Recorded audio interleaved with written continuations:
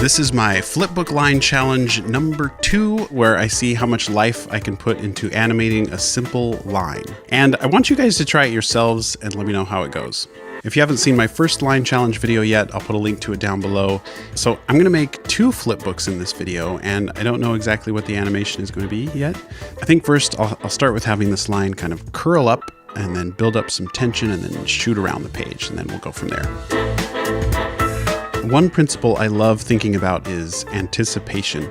Anticipation is like the wind up before you throw a ball. So this is a very simple use of that principle. The line curls up, holds that pose for several frames, and then when it shoots off, then I want to go big and fast with the increments so you really feel the energy and speed of the action. I'm adding a few trailing dots behind some of these lines just to give the feeling of a blur trailing behind. And it's just bouncing around the page as if the edges of the page are walls that it's bouncing off.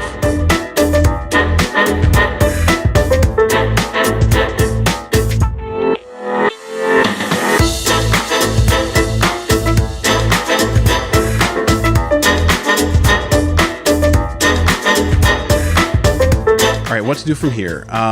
Let's try folding this line up into a shape.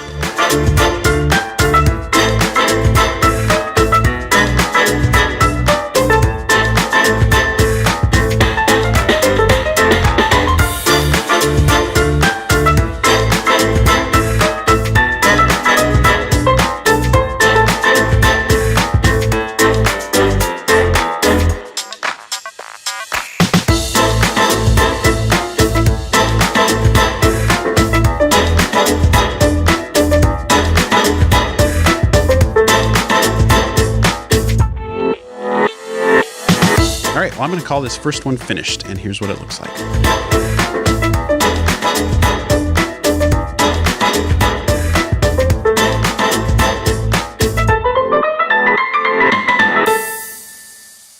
The thing I love about doing something simple like working with a line is it just makes it easier to get started. It's less intimidating. You don't have to really be able to draw very well. You don't have to have a great idea. You can just kind of play around with movement and timing and just kind of see where it goes. No pressure. Okay, flipbook number 2. For this animation, I want to treat the line more like a character with some physics and weight. So first I'm going to have the line kind of fling itself to the right. One thing you'll find when you're animating a movement and you want it to feel realistic, you really want to check your animation often as you go. You might want to check your animation like after every new page. Like right here, this last drawing just doesn't feel right. So I'll just toss it out and try it again. And that's better.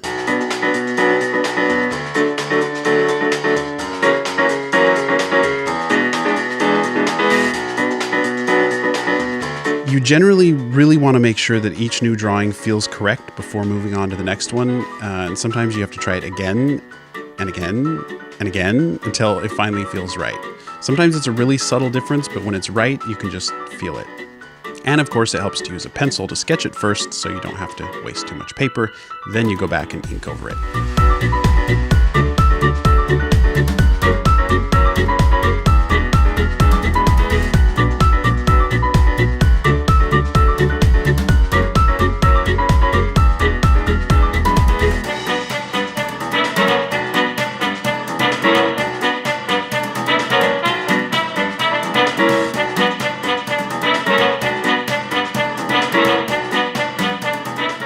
Okay, what I'm thinking now is I want to have this little guy do a flip in the air. So he needs a little anticipation before the flip. You know, sometimes as you're animating, you're going along and you stop and you realize that your entire last 8 or 10 frames just aren't feeling right, and you can either live with it, or if it bothers you enough, you just toss out that whole section and try it again.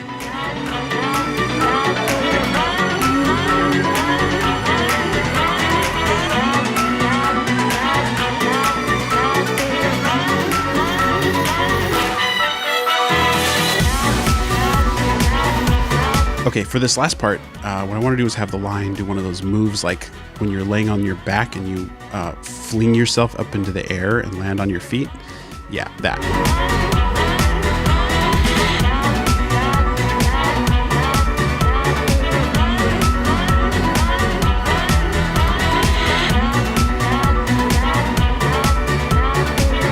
Okay, now that landing, it's too soft. There's no impact.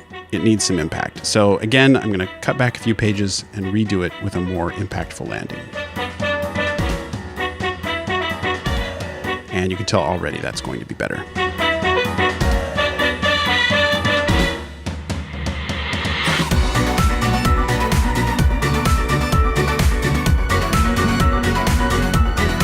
Okay, I'm going to call that good on these line challenge flipbooks. Let's take a look at them both.